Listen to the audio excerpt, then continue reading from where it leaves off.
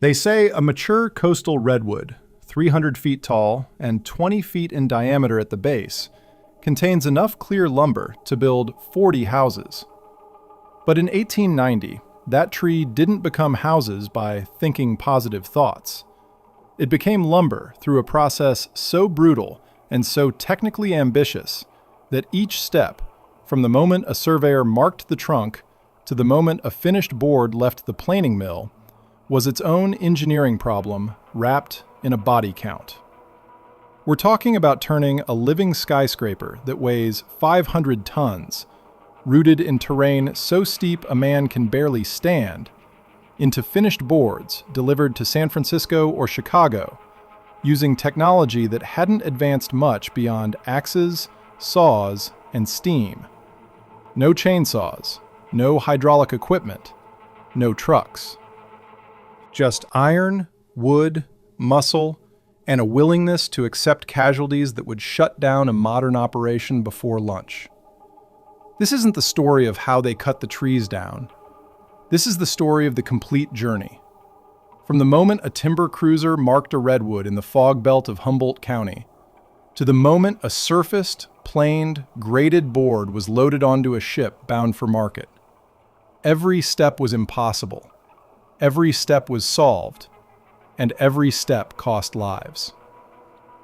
Let's start with the asset, because understanding what a coastal redwood is helps you understand why every stage of the process was insane. Sequoia sempervirens, coastal redwood, the tallest trees on Earth. The groves along the Northern California coast, from Big Sur to the Oregon border, contain trees that had been growing since before the Roman Empire.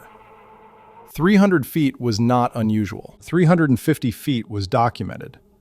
Heights were hard to measure accurately because the crowns were lost in fog. But when the big trees fell and could be measured on the ground, the numbers were staggering. 20 feet in diameter at breast height, 30 feet at the base where the buttress swell began. Bark a foot thick. Wood that was straight-grained, light, strong, and so resistant to rot and insects that fence posts cut from redwood in 1860 were still sound in 1960. The economic value was obvious, but so was the problem. These trees grew in a narrow coastal fog belt, on slopes that averaged 30 to 40 degrees, sometimes steeper. The terrain was a tangle of undergrowth, fallen logs from previous storms, creeks, and ravines. There were no roads, no towns, no infrastructure. The trees themselves were so massive that standard logging techniques didn't work. You couldn't just chop one down and haul it away. The weight alone defied every tool and method that worked on other species. A Doug fir might weigh 10 tons, a big pine, 20. A redwood could weigh 500 tons. That's the weight of a loaded freight train, and it's a single log. Turning that into lumber required solving a series of cascading problems, each one bigger than the last. Step 1. Finding the trees and getting to them. The timber cruisers went in first. These were men who worked alone or in pairs, walking through the uncut forests, marking trees, estimating volume, mapping terrain. They carried axes to blaze trail marks, notebooks to record data, and rifles because the forest had bears and mountain lions, and the kind of isolation where if you broke a leg, you died. A cruiser would mark a tree by chopping a blaze into the bark and stamping it with a company mark. Then he'd estimate the height and diameter, calculate the board feet, and mark it on his map. The best cruisers could estimate volume within 10% just by looking. They were paid by the acre surveyed, maybe 50 cents an acre, and they covered ground fast. But surveying was the easy part. Once a timber tract was marked, it had to be accessed. That meant roads. Not highways, skid roads. A skid road was a path cut through the forest, graded as flat as possible, surfaced with small logs laid perpendicular to the direction of travel. Corduroy, they called it, because the surface looked like corduroy fabric. Building a skid road through redwood country meant clearing undergrowth, removing stumps, cutting grades into hillsides, and bridging ravines. It was done by hand. Crews with axes, saws, shovels, and blasting powder. A good crew could cut a mile of skid road in a month. A difficult mile, steep with multiple ravines, could take 3 months. The roads had to be engineered for the loads they'd carry. A 500-ton log on a wooden sled pulled by a steam donkey generated forces that would destroy a poorly built road in a single pass. So the roads were overbuilt, the logs massive, the surface constantly maintained. While the road crews worked, the camp crews built the infrastructure. Bunkhouses for the men, a cookhouse, a blacksmith shop for tool repair, a stable if they were using animals, a boiler house if they were using steam. These camps were temporary, built to last a few years until the nearby timber was cut, then abandoned. The buildings were rough. Lumber slabs for walls, shake roofs, dirt floors. They housed 100 men or more, and they were built in weeks because time was money and the companies wanted timber moving. Step 2. Felling. Bringing the tree down. You've heard some of this before if you know logging history, but the scale matters. A redwood felling operation was different from felling other species because of the size and the wood properties. The first problem was the buttress. Redwoods swell at the base, the trunk flaring out in massive lobes that can add 10 feet to the diameter. You can't saw through a buttress efficiently. The wood is too wide and too irregular. So the fallers had to work above the buttress, 6, 8, sometimes 10 feet off the ground. That meant springboards. The faller would chop a notch into the trunk, angling upward, about 3 inches deep and 6 inches wide. Then he'd jam a springboard into the notch, a plank of wood 4 to 6 feet long, shod on one end with a metal cleat that gripped the notch. The plank stuck straight out from the tree. The faller stood on it. The plank flexed under his weight, but held. 2 fallers, one on each side of the tree, would each have a springboard, positioned at the same height, facing each other. Standing on these boards, 6 feet or more off the ground, they'd begin the undercut.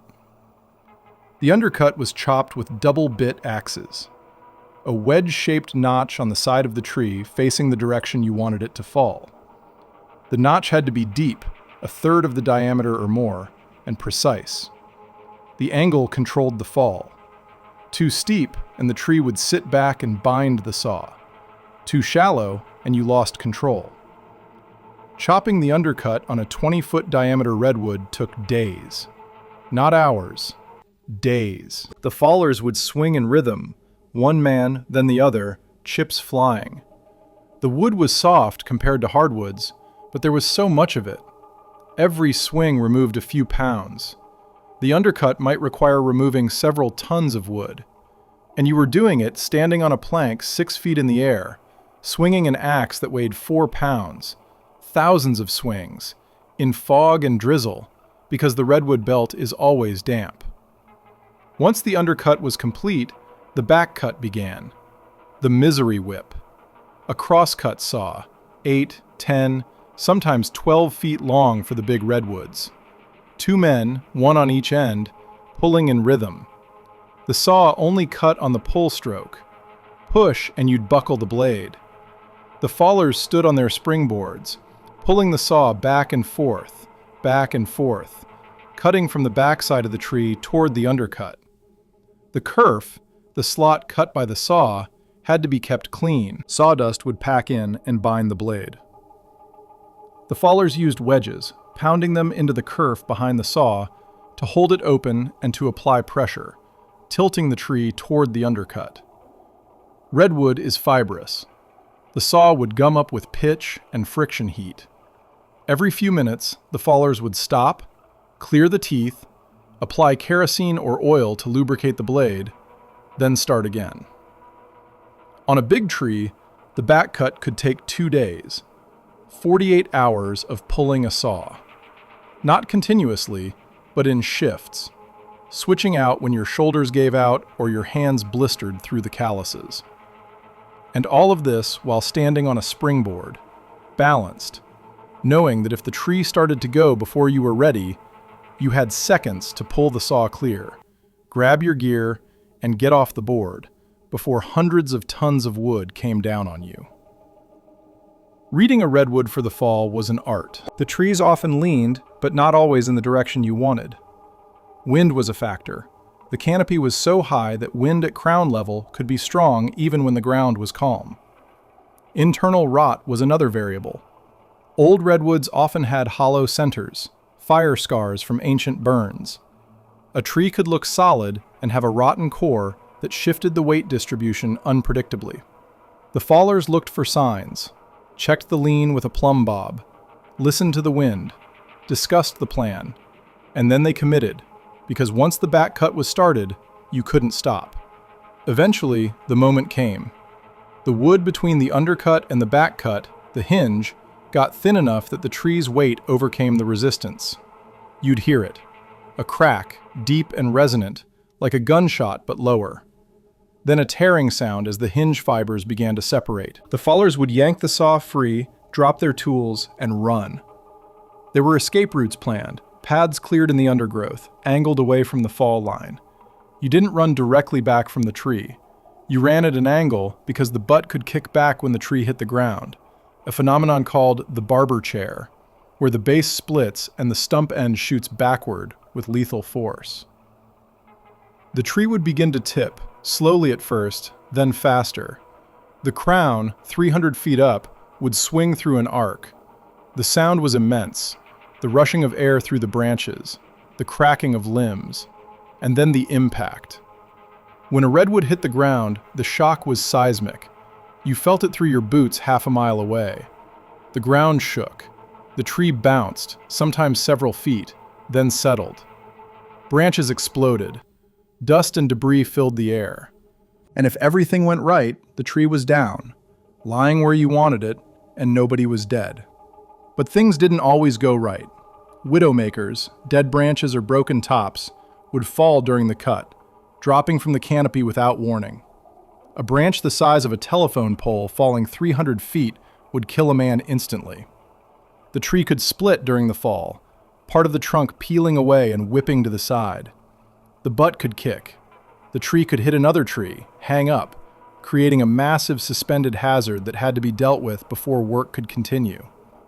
Men died during felling, crushed when a tree fell wrong, impaled by flying branches, killed by the kick. The company ledgers noted it. John Morrison, faller, killed by Widowmaker, September 1893. Hans Bjornsson, faller, crushed when tree barber chaired, April 1895. The work continued. Step 3. Bucking. Cutting the felled tree into transportable lengths. A 300-foot tree couldn't be moved in one piece. It had to be cut into sections. Logs. The length depended on the transport method and the end use, but 20 to 40 feet was common. Longer if the log was going to be floated. Shorter if it was being hauled by rail. Bucking was done with the same cross-cut saws used for felling, but now the fallers were working on the ground, cutting through a trunk that was lying down, often under tension or compression from its own weight.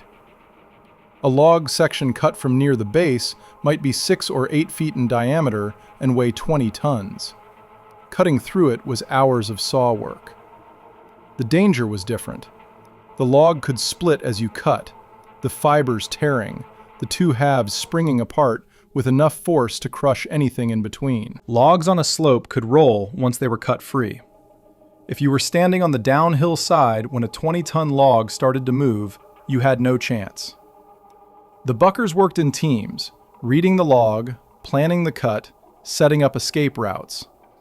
They used wedges and jacks to control the tension. And still, men died.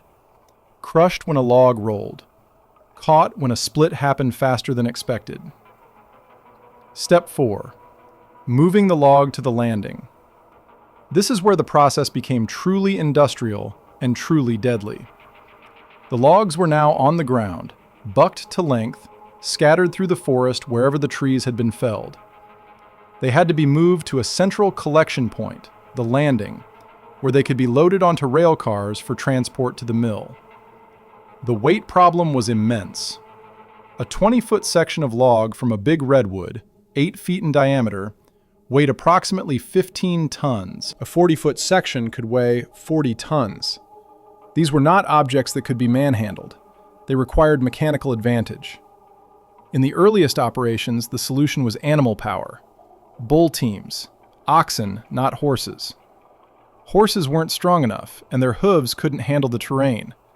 Oxen were massive, slow, patient, and incredibly powerful. A team might consist of 12 to 20 oxen, yoked in pairs, controlled by a bullwhacker with a whip and a voice that could be heard a mile away. The log was chained to a wooden sled, essentially a massive skid with iron runners.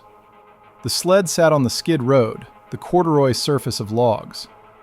To reduce friction, the skid road was greased. A crew called road monkeys would walk ahead of the bull team, slopping grease onto the logs. The grease was made from rendered animal fat, sometimes mixed with fish oil. It smelled terrible, and it worked. The greased logs reduced friction enough that the bull team could pull loads that would have been impossible on bare wood. The bullwhacker controlled the team with voice commands and a whip. The whip was rarely used to hit the animals. It was cracked in the air, the sound directing specific oxen. The team moved slowly, maybe a mile an hour, pulling the sled and its load down the skid road toward the landing. The trip could take days for a single log if the landing was miles away. And the danger was constant. If the grade was too steep, the load could overrun the team, crushing the oxen. If a chain broke, the load could slide backward or sideways, off the road, into the forest, taking the sled and sometimes the team with it. The bullwhackers were skilled men, among the highest paid in the camp. They had to know their animals, know the road, know the loads. And they had to be willing to gamble that the ox in the front left position wouldn't stumble on the next pull. Because if it did and the load shifted, the whole team could go down. Men and animals died on the skid roads, crushed under logs, dragged when chains tangled, killed when a load broke free on a grade and turned into an unstoppable missile of wood and iron. Then came steam. The steam donkey revolutionized log transport in the Redwoods just as it had in the Pacific Northwest. A steam donkey was a portable engine, a boiler and a drum wrapped with steel cable mounted on a sled. The donkey was positioned at the landing. The cable ran out into the forest, sometimes half a mile or more, to the log. A crew wrapped a choker around the log, attached it to the cable, and signaled the donkey puncher. The donkey engine turned the drum, winding in the cable, dragging the log through the forest toward the landing. The power was immense. A donkey could pull loads that a bull team couldn't move, and the speed was faster. But the danger escalated. Steel cable under tension is a stored energy weapon. When a cable snapped, and cables snapped regularly, it whipped. The cable could cut a man in half, decapitate him, remove limbs. The choker setters, the men who worked in the forest attaching logs to the cable, were at constant risk. They worked in brush, in unstable terrain, with logs that could shift or roll. When the cable came tight and the logs started to move, if you were in the wrong place, you were dead. The logs being dragged by donkey didn't follow the skid roads. They went in a straight line from their position to the donkey, plowing through everything in between. They'd hit stumps, ricochet, swing sideways on the cable. A log swinging on a cable was a battering ram. Anything in its path was destroyed. High-lead logging, developed in the early 1900s, was the next evolution. A spar tree, a tall tree that was topped and limbed, was rigged with blocks and cable at the top. The cable from the donkey ran up to the spar, then out to the logs. When the donkey pulled, the logs were lifted partially off the ground, suspended from the cable, swinging through the air. This allowed logging on slopes too steep for ground skidding, but it added a new dimension of danger. Logs flying through the air, 40 feet off the ground, weighing tens of tons. If a cable broke or a choker slipped, the log fell. If it fell on a man, there was no injury. There was a smear. The process of moving a single large redwood log from the stump to the landing could take days or weeks, depending on the distance and the terrain. A log that weighed 40 tons, located 2 miles from the landing on a steep slope, might take a dedicated crew and a steam donkey 3 weeks to retrieve. 3 weeks of constant danger, constant effort for one log. And the landing was just the staging point. The log still had to be loaded and transported to the mill. Step 5. Loading. At the landing, the logs were decked, stacked in organized piles, waiting for the railroad. Loading a log that weighs 20, 30, 40 tons onto a flat car required mechanical advantage. Early operations used A-frames, tall wooden structures with a pulley at the top. A cable from a steam donkey ran up through the pulley down to the log. The log was rolled onto a ramp next to the flat car. The cable was attached. The donkey pulled, lifting the log, swinging it over the flat car, lowering it down. The process was slow and hazardous. The A-frame had to be engineered to handle the loads. If the structure failed, it collapsed and the log fell, and anyone underneath died. In 1904, at Freshwater, a logging camp in Humboldt County, an A-frame loading rig collapsed during a lift. The log being loaded weighed 35 tons. When the frame gave way, the log fell, crushing the flat car, derailing 2 other cars, and killing 3 men who were guiding the load. The loading operation shut down for 2 days while they cleared the wreckage. Then it resumed. Later operations used steam-powered loaders, purpose-built machines with booms and cables designed specifically for lifting logs. These were more reliable but still dangerous. A boom could fail. A cable could snap. The logs themselves were unpredictable. Redwood could have internal splits, weak points that weren't visible from the outside. A log that looked solid could crack under the stress of being lifted, splitting apart, dropping half its mass onto whatever was below. Step 6. Transport. The logging railroads. Once loaded, the flat cars, each carrying 1 or more massive logs, were coupled into trains and hauled to the mill or to Tidewater for shipping. The logging railroads of the Redwood country were engineering feats. They ran through terrain that standard railroads would never attempt. Grades of 6, 7, 8%. Curves so tight that the cars overhung the rails on the inside. Trestles spanning ravines. Wooden structures 100 feet high, built from the same redwood they were hauling. The locomotives were geared engines, Shays and Heislers, designed for heavy loads on steep grades and rough track. They were slow, maxing out at 15 miles an hour on flat ground, 5 or less on the grades. But they could pull. A Shay could haul a dozen loaded flat cars, hundreds of tons of logs, up a grade that would stall a conventional locomotive. The danger was braking. Descending a steep grade with a heavy load, the engineer had to control the speed using the locomotive's brakes and the weight of the engine itself. If the brakes failed, if the grade was too steep, the train would accelerate. A runaway logging train was unstoppable. It would build speed, jump the track on the first curve, and cartwheel down the mountainside, destroying everything. It happened. In 1897, on the Elk River Railroad south of Eureka, a logging train lost its brakes on a descent. The engineer and fireman jumped before the locomotive left the rails. The train, 10 loaded cars, went off a trestle, fell 80 feet, and exploded into splinters.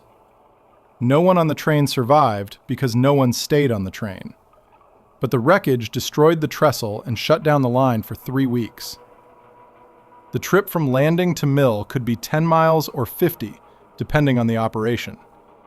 The train ran once or twice a day, delivering logs, returning empty cars. The timeline was measured in hours for the trip, but days for the cycle, because loading and unloading were slow.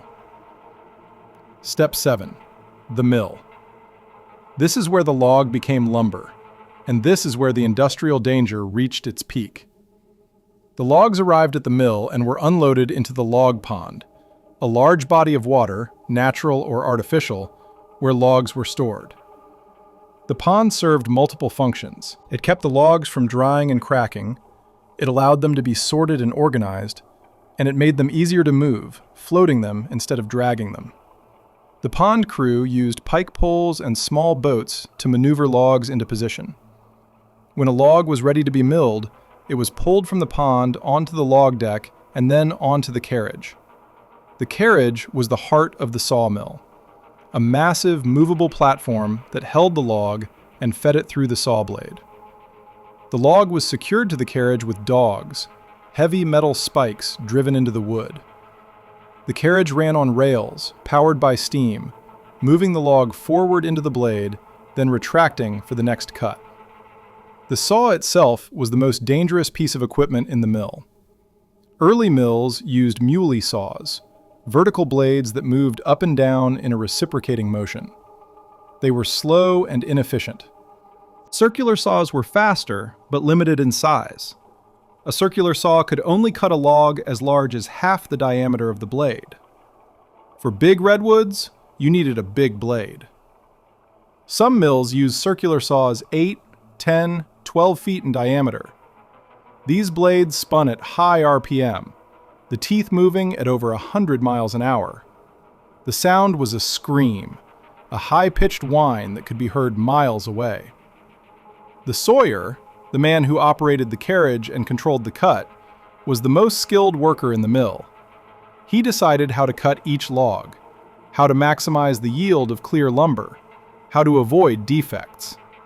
He controlled the carriage, moving the log forward, adjusting the thickness of each cut, watching the blade. The sawyer was paid well, sometimes $10 a day, because his skill determined the mill's profit. But he worked in constant danger. The blade could catch a knot or a spike, a piece of metal embedded in the wood from a logging operation. If the blade hit a spike, it could shatter, sending teeth and fragments of steel flying like shrapnel. The sawyer stood close to the blade. If it came apart, he was in the kill zone. Blade failures killed sawyers regularly. The mill records from the Dolbear and Carson Mill in Eureka show 3 sawyers killed by blade failures between 1880 and 1900. The official cause of death was listed as laceration and exsanguination, which meant they were cut apart and bled out. The work didn't stop. The mill ran 12, 14, 16 hours a day. The saws screamed. The steam engines hissed. The carriages slammed forward and back. Men worked in the noise and the sawdust and the danger, knowing that a moment of inattention, a misstep, a mechanical failure could kill them. The lumber coming off the saw was rough, unfinished. It went to the edger, a saw that trimmed the edges to create straight, parallel sides. Then to the trimmer, a saw that cut the boards to length. Each step added value and added danger. The boards were handled by off-bearers, men who grabbed the lumber as it came off the saw and stacked it. The wood was heavy, green, soaked with water from the pond. A 12-foot board, 2 inches thick and 12 inches wide, weighed 50 pounds or more. The off-bearers handled thousands of boards a day, grabbing, stacking, moving. Crushed fingers, crushed hands, hernias, back injuries, these were routine. Then the lumber was sorted by grade. Clear redwood, no knots, no defects, went to one pile. Common lumber with knots and character went to another. The graders were experienced men who could assess a board at a glance. From the sorting area, the lumber went to the dry yard or the kiln. Air drying took months. Kiln drying, using steam heat, took days, but required equipment and fuel. Once dried, the lumber went to the planing mill, where it was surfaced, smoothed to final dimensions. The planers were machines with rotating blade heads that shaved the rough surface of the board. They were fast, loud, and unforgiving. A board fed in crooked could kick back, flying out of the machine at high speed. Men were hit by kickbacks, boards moving fast enough to break bones or cave in skulls. The finished lumber, planed and sorted, was stacked, banded, and prepared for shipment. It was loaded onto rail cars or ships, bound for San Francisco, Los Angeles, the East Coast, even international markets. Redwood went everywhere. It built San Francisco after the earthquake. It built water tanks and siding and decks across the country. Step 8. Delivery. The final step. The lumber left the mill and entered commerce. The timeline from the moment a tree was marked in the forest to the moment a finished board was delivered to a customer could be 6 months or more. Felling, weeks. Bucking, days. Moving to landing, days or weeks. Transport to mill, days. Milling, days or weeks depending on the backlog. Drying, weeks or months. Finishing, days. Shipping, days or weeks. 6 months of process for a single tree's worth of lumber, and every step had a cost. The economic breakdown is revealing. In 1890, 1,000 board feet of clear redwood sold for about $30 at the mill, roughly $900 today. The cost to produce it, wages, equipment, transport, milling, was around $15 per thousand. The profit margin was 50%, which was enormous, but the volume required to make the operation profitable was massive. A mill had to process tens of millions of board feet per year to cover the capital costs of equipment and infrastructure. That meant cutting hundreds of trees. That meant employing hundreds of men. And that meant accepting the casualties. The death rate in the redwood logging industry between 1880 and 1920 is difficult to quantify, precisely because records are incomplete. Company ledgers recorded deaths that happened on company time. They didn't record deaths from injuries sustained on the job, but that occurred days or weeks later. They didn't record deaths from disease contracted in the camps. But from the records that do exist, historians estimate a fatality rate of approximately 1 death per million board feet of timber produced. A large operation producing 50 million board feet per year could expect 50 deaths annually. 50 men every year, crushed, cut, drowned, scalded, shot from broken equipment, killed in a dozen different ways. And the companies accepted it because the alternative was to slow down or stop. And slowing down meant losing money. And losing money was unacceptable. What remains today is fragmentary and haunting. Less than 5% of the original old-growth redwood forest still stands. The rest, millions of acres, was cut between 1850 and 1970. The trees that remain are in protected parks, Redwood National Park, Humboldt Redwood State Park. You can walk among them and understand the scale, understand what was lost. The stumps are everywhere. In second-growth forests, on hillsides, even in suburban areas that were once logged, you'll find the stumps, 10, 15, 20 feet in diameter, cut flat 100 years ago, still solid because redwood doesn't rot. The springboard notches are still visible, pockets chopped into the wood where the fallers stood. The saw kerfs, the slots cut by the misery whip, are still there, preserved. Some stumps have trees growing on top of them, second-growth redwoods sprouting from the remains of the giant that was cut. There are photographs, glass plate images from the 1890s and early 1900s showing the operations. Men standing on springboards, dwarfed by the trunks they're cutting.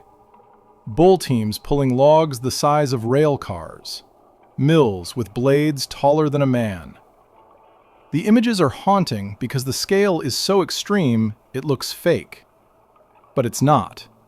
It's documented reality. The lumber itself remains. Buildings across California and the West are framed with old-growth redwood. The wood is identifiable by the grain, tight and straight, and by the color, a deep red that doesn't fade. Houses built in 1900 with redwood siding still stand. The wood is sound as the day it was milled. Water tanks, barns, bridges, all built with redwood, all still functional. The human cost is harder to see. There are small cemeteries in the old logging towns: Fortuna, Scotia, Freshwater. Simple stones marking men who died young. John Anderson, died 1902, age 28. Michael O'Rourke, died 1905, age 32. The stones don't say how they died, but the ages tell the story. These were young men, killed in their prime, doing work that built an industry and a state. There's a lesson in this process, in the complete journey from forest to lumber. We look at old-growth redwood lumber today and see beauty, quality, a premium product. We don't see the 6 months of labor. We don't see the men on springboards swinging axes for days. We don't see the bull teams and the greased skid roads and the steam donkeys and the snapped cables. We don't see the sawyers standing next to blades that could shatter and kill them. We see a board. We've abstracted the process, forgotten the cost. But the cost was real. Every board foot of old-growth redwood that exists in a building today represents a fraction of the labor and risk that went into producing it. Thousands of hours of human effort. Dozens of near misses with death. And in aggregate, across the industry, thousands of actual deaths. The redwood logging industry of the late 19th and early 20th centuries was an industrial achievement. It turned an impossible resource, trees too big to comprehend, into a commodity. It developed techniques, tools, and systems that worked. It employed tens of thousands of men and generated millions in wealth. And it did all of this with technology that was barely more advanced than what had been available 100 years earlier. Axes, saws, steam, iron. Human skill and human sacrifice. So here's to the timber cruisers who walked alone through the uncut forests. Here's to the road crews who built the skid roads by hand. Here's to the fallers who stood on springboards and brought down the giants. Here's to the buckers and the choker setters and the bullwhackers. Here's to the donkey punchers and the rigging crews and the loader operators. Here's to the engineers who kept the locomotives running on grades that shouldn't have been possible. Here's to the sawyers who stood next to screaming blades and made the decisions that turned logs into lumber. Here's to the off-bearers and the graders and the planers. And here's to the ones who didn't make it, to John Morrison and Hans Bjornsson and the 3 men at Freshwater and the sawyers at Eureka and the hundreds of others whose names are lost but whose labor built the framework of the West. They turned 300-foot redwoods into lumber before chainsaws. They did it with muscle and iron and steam. They did it knowing the cost. And we inherited what they built: the houses, the buildings, the infrastructure, all of it bought with their effort and their lives. The redwoods are mostly gone now. The old growth, the giants, cut and milled and scattered across the landscape in the form of boards and beams. What's left stands in parks, protected, untouchable. We visit them and marvel at their size and their age. We take photographs. We walk the trails in silence, awed by their presence. But we should also remember what's not there. The forests that covered millions of acres. The trees that took 1,000 years to grow and a week to fall. And the men who cut them, who solved the impossible problem of turning living skyscrapers into lumber, one brutal step at a time. The process is over. The technology has moved on. Modern logging, where it still touches redwood at all, uses chainsaws and processors and trucks. It's efficient, fast, safe by comparison. But the old process, the complete journey from marked tree to finished board, that's history. Brutal, remarkable, unrepeatable history. The stumps remain. The boards remain. And the story, as long as we tell it, remains too.